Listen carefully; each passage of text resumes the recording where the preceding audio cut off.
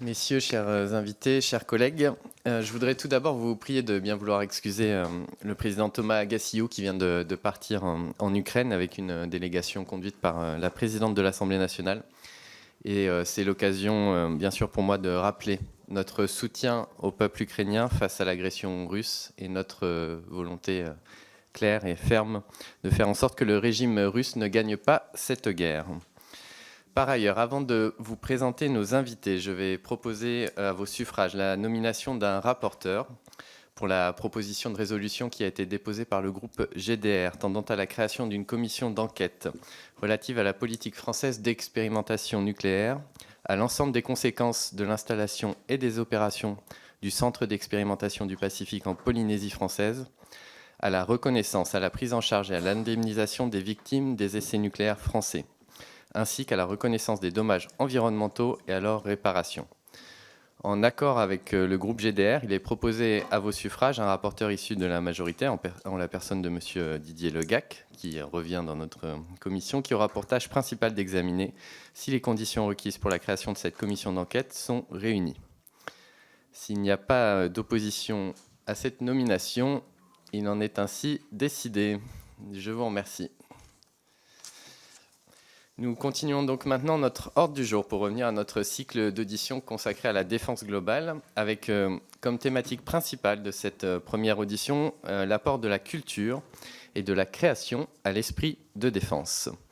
Je rappelle qu'une mission d'information de la Commission est en cours, apportée par nos collègues Christophe Blanchet et Martine Etienne, qui approfondira spécifiquement cette problématique en l'élargissant au rôle de l'éducation. On entend souvent cette citation attribuée à Churchill, à qui l'on aurait demandé de couper les budgets culturels pour financer la guerre, et qui aurait répondu « Si ce n'est pour la culture, pourquoi nous battons-nous alors ?» Je ne garantis pas la véracité de cette citation, mais sa popularité dit quelque chose d'important qui parle à chacun de nous. On ne se bat pas pour rien. On se bat pour ce qui nous unit, pour les valeurs que l'on partage, pour la cohésion que permet une culture partagée. Mais en retour, la création, l'art, la culture donnent du sens aux soldats qui guerroient, au peuple qui résiste, à la nation qui se bat. Alors que l'accroissement des menaces et le retour de la guerre en Europe exigent de notre part de renouer avec un esprit de défense largement partagé, il est important de se pencher sur la façon dont défense et culture se nourrissent l'une l'autre. L'objet de cette audition est d'essayer de mieux comprendre les liens qui se tissent entre ces deux univers. Si nous avons choisi donc de recevoir des personnalités du monde culturel extérieures au ministère des Armées, j'attire l'attention des commissaires sur le fait que le ministère des Armées est déjà, à lui seul, le deuxième acteur culturel de l'État, avec ses musées, son établissement de production audiovisuelle, son service historique, ses archives, mais aussi ses activités de publication, de production ou ses peintres aux armées. Rappelons aussi qu'il existe une mission cinéma et industrie créative dont le rôle est d'accompagner des scénaristes et réalisateurs dans des projets en lien avec le monde de la défense. Et je cite enfin le prix de bande dessinée Les Galons de la BD, qui récompense chaque année un album traitant du fait militaire, des conflits armés ou des enjeux de défense. Pour évoquer ces enjeux, nous avons donc le plaisir de recevoir trois personnalités au parcours différent ce matin. Alex Berger, vous êtes président de The Originals Productions, une société de production indépendante que vous avez créée avec Éric Rochant en 2008. Vous avez notamment produit la série à succès Le Bureau des légendes, qui a été un énorme succès en France et dans le monde, qui a permis de faire connaître davantage au grand public les coulisses de la Direction générale de la sécurité extérieure et ses agents. Vous êtes d'ailleurs bien présent dans ces coulisses, je me rappelle pour avoir passé pas mal de temps dans ces couloirs, d'un couloir en particulier où il y a de nombreuses photos tirées du Bureau des légendes. Nous avons hâte de vous entendre sur les raisons que vous donnez à ce succès, de manière plus générale sur le rôle de la fiction, de la production audiovisuelle dans la défense nationale.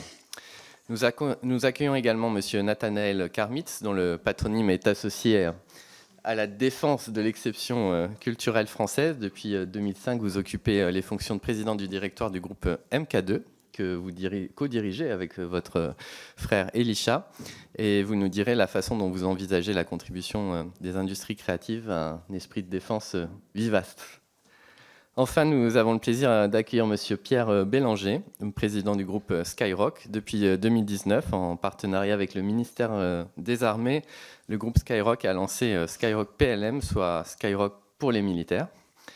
Vous nous expliquerez, d'ailleurs je crois que le président Gassillou, vous me le disiez tout à l'heure, est intervenu dans ce cadre-là. Vous nous expliquerez comment cette radio, les objectifs qu'elle poursuit, son audience et les formats qu'elle développe. Vous pourrez revenir notamment sur les vidéocapsules relayées chaque matin par Skyrock PLM qui valorisent l'esprit de défense en moins de 3 minutes. Sans plus attendre, je cède la parole à nos invités et tout d'abord à Monsieur Alex Berger.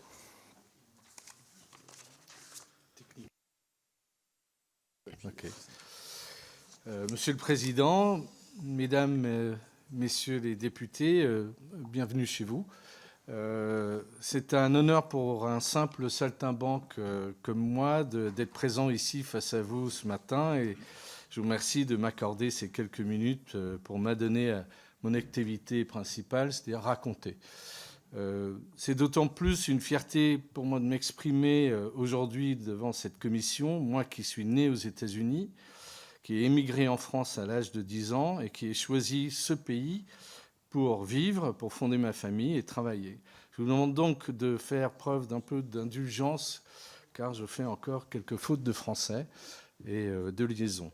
Si j'ai grandi en France avec une mère française, j'ai néanmoins toujours eu un grand intérêt pour mon pays natal et celui de mon père, les États-Unis, notamment pour sa capacité à rayonner dans le monde, que ce soit par la culture cinématographique, audiovisuelle, musicale, les jeux électroniques, les nouvelles technologies, la communication et beaucoup d'autres domaines. Cet esprit pionnier s'accompagne d'un écosystème incroyable et formidable. Pourquoi, de Casablanca à Star Wars jusqu'à Top Gun, ou ChatGPT, Tesla ou d'autres, ces produits rentrent de notre culture populaire. Pourquoi est-ce que les Netflix et Amazon Prime, ces plateformes américaines, sont les plus utilisées en France? La source de cette quasi-hégémonie culturelle et technologique se trouve dans leur manière de procéder. Les Américains inventent un nouveau produit ou un service et en même temps déploient, appliquent un processus pour les financer, le développer, le fabriquer, le médiatiser pour devenir, si possible, un standard mondial. Dès le départ, il doit convaincre toutes les parties concernées. C'est du storytelling.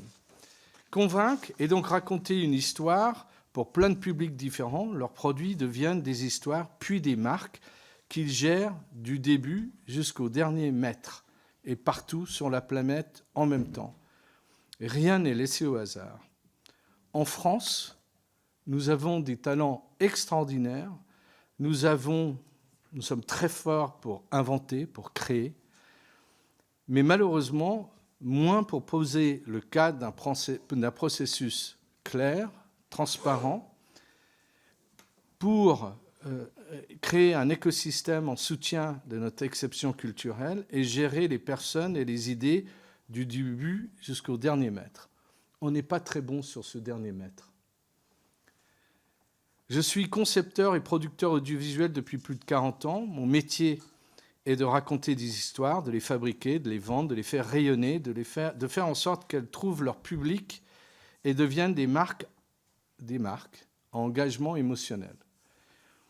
Le Bureau des légendes est une série de 5 saisons de 10 épisodes créée par Éric Rochant dans un ton, un style, un rythme assez singulier, à la fois réaliste et plausible. Jamais le milieu du renseignement n'avait été raconté d'une telle manière, si éloigné des modèles anglo-saxons d'ordinaire tant fantasmés. Éric Rochant extrait le romanesque d'une histoire, d'un environnement spécifique et tendu, de gens ordinaires qui font un métier extraordinaire pour sanctuariser notre patrie et notre démocratie. Il a réussi, Éric Rochant, à conceptualiser ce qu'était une série avec une équation assez simple. Une série, c'est une idée, un cœur concept, un environnement et des personnages. Et les personnages font une OPA sur l'environnement, le cœur concept et l'idée. Et ça, cette idée, ce concept-là, c'est la raison pour laquelle les gens s'approprient une série, les personnages. Et donc, évidemment, ce qui est important pour nous, cette envie de faire suivre des personnages, donc une histoire, cette création d'endorphines, la raison pour laquelle j'ai plaisir à regarder, c'est quelque chose qui est important, qui est complexe, et il faut pouvoir retrouver ces personnages dans un cadre et retrouver cet engagement du public, et ça c'est ça mon métier. Alors, nous avons été très inspirés par les Américains, non pas pour la création, mais pour implanter une nouvelle façon de faire. Pour donner vie au Bureau des légendes, nous avons dû inventer un processus inédit en France, challenger le système habituel, prendre des risques, revoir les rôles et responsabilités, inventer de nouveaux métiers, revoir le rythme de la production, financer autrement et surtout marketer autrement. Et nous avons introduit en France le statut du showrunner, le créateur et producteur artistique d'une série, mis l'écriture au centre, organisé la récurrence annuelle, afin que les spectateurs puissent tous les ans, retrouver des personnages auxquels ils étaient attachés et dans un environnement de plus en plus compétitif, avec de plus en plus de choses à regarder et moins en moins de temps pour choisir. Nous avons changé la manière de faire en France après avoir contacté la DICODE et rencontré la DGSE. Nous avons mis en place un protocole afin de travailler en toute intelligence avec chacun, dans le respect du métier de chacun, et être crédible dans la fiction que nous produisions. Le processus de collaboration avec la Défense était simple. En échange de l'utilisation du logo de la DGSE, le service pouvait lire les scripts finalisés avant le tournage et nous indiquer ce qui était plausible ou non plausible. C'était ça notre protocole. On savait très bien que la DGSE ne pouvait rien nous dire, donc on n'avait pas posé des questions, on leur demandait simplement plausible, pas plausible. Si ce n'était pas plausible, on allait inventer quelque chose d'autre. Et donc, c'est une fois que ce sérieux était prouvé, une fois que le succès des premières saisons était atteint, alors nous avons contribué à la création du ministère, avec le ministère de la Défense, de Mission Cinéma, sous Jean-Yves Le Drian, qui, à l'époque, nous avait dit « Il n'y a pas de soft power, tout est hard power ». Le ministère des Armées, l'État, n'ont pas toujours les mêmes objectifs que nous, les producteurs. Les sujets et messages peuvent se rapprocher, mais notre mission à nous, c'est d'intéresser et de divertir. Que ce soit avec le Bureau des légendes ou pour tout autre projet, la liberté dont nous jouissons pour créer est essentielle et fondamentale. La coopération encadrée avec un service qui ne peut rien nous dire n'a jamais nui à notre liberté artistique, mais nous a fait mieux comprendre la réalité de leur quotidien et de leurs engagements. Cette liberté a permis d'avoir comme personnage principal, notre héros, un traître au sein d'un service. Un traître qui, par amour, va chercher pendant beaucoup d'heures sa rédemption. Nous avons appris plus tard que le Bureau des légendes, avec son succès inégalé sur Canal+, a permis une très forte augmentation du recrutement qualifié à la DGSE et dans d'autres services de renseignement. Ce n'était pas notre but, c'était celui de la DGSE. Nous, c'était vraiment de faire la meilleure série possible dans un domaine complexe. Nos personnages, Marina, Marie-Jeanne, Malotru, Duflo, Jonas, Sisteron, inspirent encore des jeunes gens à s'engager et montrent au monde entier l'importance et les complexités du renseignement pour protéger la France. Leurs engagements font écho à l'engagement émotionnel de millions de spectateurs du monde entier pour notre histoire et pour notre marque. Chez The Originals, notre vision pour les séries était simple, faire aussi bien que les anglo-saxons. On a tout en France, les auteurs, les scénaristes, les comédiens, les réalisateurs, les techniciens, les diffuseurs, les distributeurs, les financiers, mais il nous a fallu faire preuve de pédagogie pour expliquer notre nouvelle façon de faire, en interne comme en externe. En plus de devoir vendre une série d'espionnage, une histoire d'amour et de géopolitique de la France via la focale d'un service de renseignement, dans une France en guerre, contre l'État islamique à l'époque. Une série fabriquée et organisée différemment. Nous avons dû réinventer la façon de gérer cette marque. C'était complexe, risqué, mais j'avais cette forte ambition avec Éric Rochant pour ce changement. Donc on est resté un peu isolé, concentré dans nos studios de la Cité du Cinéma à Saint-Denis, plongé dans notre monde du Bureau des légendes, alimenté par beaucoup de recherches, beaucoup de gens extrêmement éclairés qui ont pu nous raconter des détails.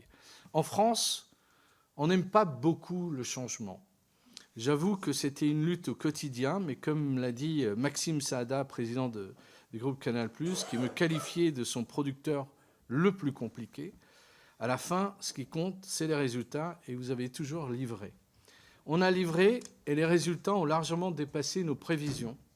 Champion de France de l'export dans 120 pays, pour la fiction, on est toujours le champion. Plus de gens qui regardent le Bureau des légendes à l'étranger qu'en France, malgré les plus de 60 millions de vues sur la plateforme de Canal+, c'est évidemment quelque chose d'important.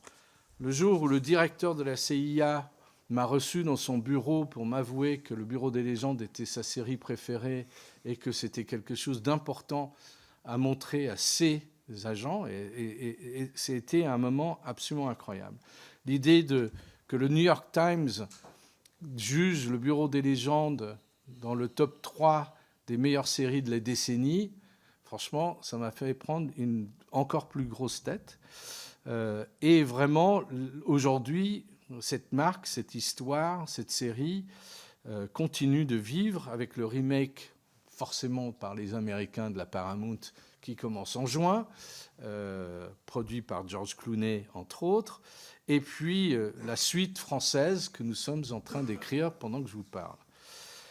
Mais parmi les plus beaux moments pour moi, c'est lorsque notre comédien Jules Sago a indiqué que grâce à cette série, il avait compris ce que c'était le patriotisme face à 300 agents de la DGSE qui lui ont fait une standing ovation.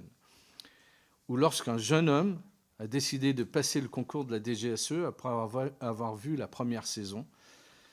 Il est actuellement en poste à la DGSE. Il est venu me remercier, tout comme des dizaines et des dizaines d'agents qui me remercient pour avoir facilité l'explication de leur vie et de leur métier à des gens qui leur étaient proches. C'est le meilleur des compliments qu'on puisse recevoir.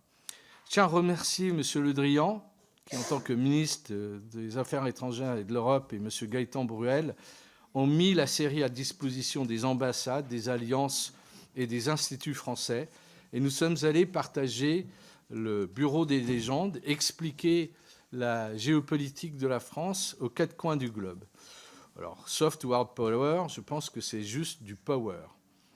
Merci à Bernard Bajolet, directeur de la DGSE, pour sa confiance initiale, puis à Bernard Rémier et aujourd'hui Nicolas Lerner de continuer à nous considérer. Il y a beaucoup d'histoires à raconter et on sait à chaque fois que ce n'est jamais simple.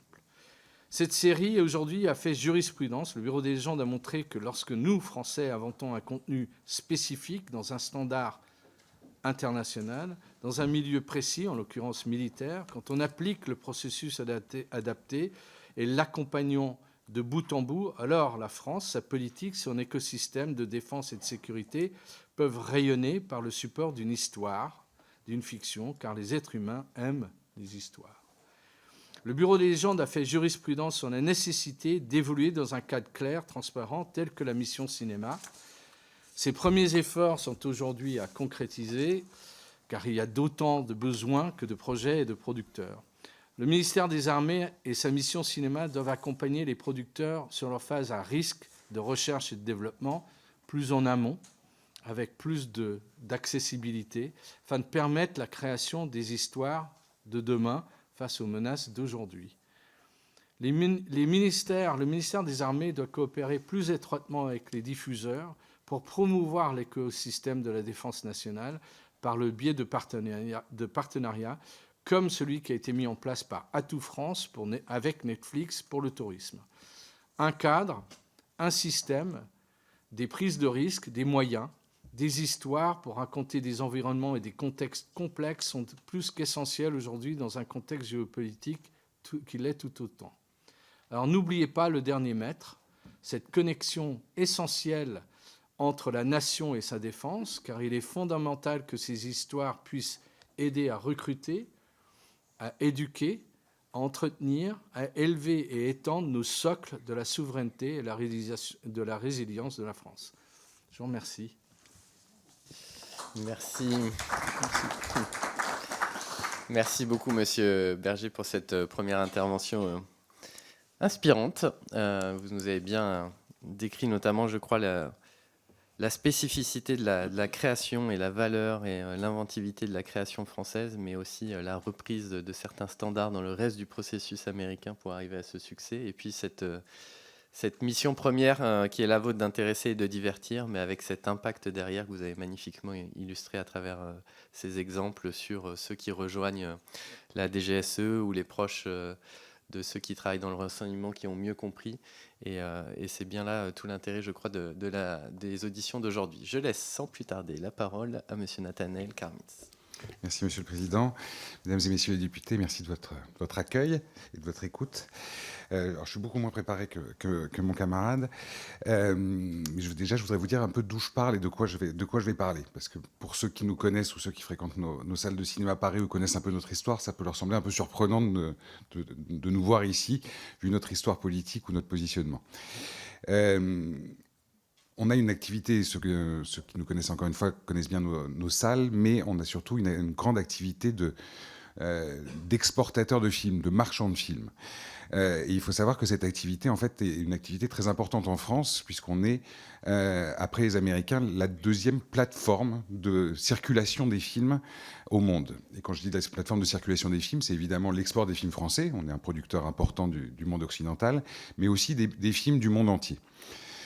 Et à ce titre-là, on a une belle occasion, quasi quotidienne, de voir à travers le monde la vivacité de la présence culturelle française et surtout de voir aussi comment les pays concurrents, amis ou pas, se comportent sur l'ensemble de ces marchés.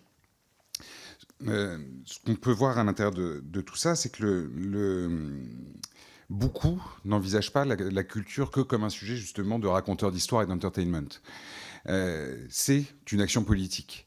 C'est une action politique de soft power importante, planifiée, qui est prise en compte et pensée par des politiques, exécutée par des industries, et qui est pensée généralement à long terme. Le meilleur exemple de ce actuel, en tout cas celui si on veut éviter de parler des Américains, celui qu'on peut tous voir, c'est la Corée. La culture coréenne, de la musique à ses séries, à son cinéma, est aujourd'hui à peu près partout dans nos vies. On pourrait se dire que c'est un grand hasard. On pourrait se dire que c'est un grand hasard du talent des Sud-Coréens. Il n'en est rien, c'est planifié à 10 ans, c'est une politique industrielle autour de 4 groupes qui est partagée par l'ensemble de la chaîne de production, de diffusion et qui est par ailleurs, qui a des traductions dans la loi, notamment puisque on voit, si je vous fais une petite histoire très rapide, c'est que on pourrait se dire que Parasite n'est lié qu'au talent de Bong Joon-ho. On pourrait se dire aussi que c'est lié à l'imposition de quotas dans les salles de cinéma en Corée il y a près de 15 ans. Qui a donné lieu à une génération entière de cinéastes coréens qui s'est mis à faire des films, qui a inondé les festivals internationaux et qui, 15 ans plus tard, parce que c'est des métiers lents, donne des grands talents qui arrivent à conquérir le monde. Pourquoi on parle plus de musique et on voit moins de cinéma? C'est aussi que des accords OMC ont arrêté ces quotas pour laisser la place au cinéma américain dans les salles. Et du coup, aujourd'hui, la conséquence, c'est qu'on voit beaucoup moins de cinéma coréen, on voit beaucoup plus de séries, mais beaucoup moins de cinéma, et que le cinéma en tant que tel, en salle, en Corée, est aujourd'hui un des cinémas qui peine le plus dans la reprise post-Covid, puisqu'il n'y a plus de films nationaux qui arrivent à alimenter qui alimentent ce marché. Donc, on a bien un rapport très, très direct entre politique, des objectifs politiques et la fabrication de la culture, sans intervention directe. Je suis pas en train de parler de propagande. Je suis juste en train de vous dire, il y a un moment, une politique et une ambition. Les Américains le démontrent depuis 100 ans. Et dans chaque négociation, sont très présents sur ces sujets culturels, quoi quel que soit le sujet dont on soit en train de parler. Le sujet de la culture vient dans les négociations. Je vous donne un autre exemple aussi très actuel, c'est Taïwan. Taïka, l'Institut culturel taïwanais, est extrêmement actif, et ce, à travers le monde. Vient de signer des accords avec le CNC français, extrêmement actif sur l'ensemble des industries immersives, puisque, par ailleurs, ça rejoint leurs problématiques industrielles. Et donc, à chaque fois, soft power, industrie, hard power, finalement, se mêlent dans une politique de programmation et de programmation de ce soft power. À l'intérieur de cette idée, qui est réellement politique autant que culturelle, vous l'avez dit, en France, on est très doté. La défense et l'armée est un grand acteur culturel. On est l'exception culturelle. Il y a plein de contenus qui vivent. Dès qu'on parle de films autour de l'armée, on voit que c'est des énormes succès. C'est des énormes succès, je pense juste au dernier, Le Chant du Loup, énorme succès en France, énorme succès dans le monde. C'est une manière je pense qu'à chaque fois, c'est des grands succès économiques, publics, qui marquent les imaginaires pendant longtemps, qui créent des effets sur le recrutement et qui créent des effets à l'étranger. L'autre impact que l'on voit, c'est quand même aussi une grande régression de cette culture française et de la présence de cette culture française à l'étranger. On voit généralement, on ramène ça dans le champ de la francophonie plutôt dans ce champ culturel. Je vous prends un pays qui était un des premiers territoires d'export pour la France, qui est le Brésil ou l'Amérique du Sud dans son sens large. Vous avez des générations de plus de 50 ans qui parlent toutes français, sont admiratives de la culture française, des générations en dessous de 50 ans qui ne savent pas parler français et qui ne connaissent pas le cinéma français. Mais et par ailleurs, dans le champ culturel, on se cache souvent, on cache souvent nos chiffres derrière l'idée qu'on a inclus les films de Luc Besson, par exemple, dans l'export de cinéma français pendant les 20 dernières années, donc en se disant tout va bien, sans voir cette petite et lente dégringolade des parts de marché du cinéma français à l'international. Tout ça est un débat, mais c'est un débat qui n'a pas eu lieu, par exemple. Donc, dans ce contexte, le sujet intérieur et national sur la présence de la culture, oui, nos débats sont toujours culture pour tous, la proximité culturelle, etc. Mais on pense assez peu à cette culture française qui rayonne dans le monde et qui nous est enviée par tant. À l'intérieur de cette idée, il y a évidemment beaucoup de choses déjà en place, mais on sent, parce que c'est aussi une belle tradition française, un beau cloisonnement entre chacune des institutions. Et moi, par exemple, depuis 25 ans que je fais ce métier, à part avec des députés ou des responsables politiques, j'ai jamais eu de rapport avec les bureaux supposés s'occuper de la culture, pour la défense. Pas grave en soi, mais si on veut qu'il se passe quelque chose, et puis il y a un petit peu de chemin à faire aussi pour conquérir l'esprit des créateurs, il faut casser un peu ces cloisons et aussi se promouvoir à l'intérieur de ces univers. Il y a plein de solutions qui sont... C'est toujours la culture et le cinéma en particulier sont toujours des questions d'argent, mais pas que. Et de simples décloisonnements et de simples appels à projets, par exemple une présence ou une dotation d'une avance sur recette dédiée aux projets militaires ou aux projets de défense globale, comme il peut y en avoir pour le film de genre, pourrait exister au CNC. Ça peut par ailleurs même rapporter de l'argent si ça marche, donc c'est pas forcément une mauvaise idée. En tout cas, il y a plein de petites solutions qui impliquent ce décloisonnement et cet appel aux créateurs et cette idée que ces choses peuvent être simples. Et à l'intérieur de ça, encore une fois, 1000 idées peuvent être véhiculées. Par exemple, pendant des années, si on veut des grands succès populaires, on a un élément de l'armée que le monde entier nous envie, qui est la Légion étrangère, qui permet de raconter d'autres valeurs qu'uniquement nos sous-marins ou du hard power de pur jus. On a une histoire militaire qui est très peu connue et qui est très peu partagée. On arrive à se faire piquer Napoléon par Ridley Scott, donc on peut peut-être essayer de revenir sur 2-3 sujets.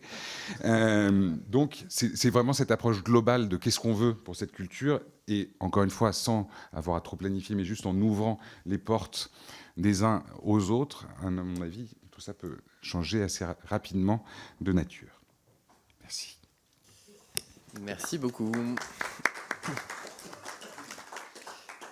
Et j'espère que cette audition en particulier, mais le cycle que l'on conduit en ce moment sur cette idée de défense globale au sens du général de Gaulle contribue aussi au décloisonnement. C'est vrai que nous avons une commission de la défense qui s'est longtemps beaucoup intéressée aux capacitaires, au matériel des armées, aux hommes et femmes des armées, et nous essayons dans ce cycle d'aller plus loin, de regarder les questions d'éducation, de culture, mais aussi d'agriculture, mais aussi d'économie, etc. Parce que, comme vous l'avez très bien dit, il y a une action politique derrière tout ça.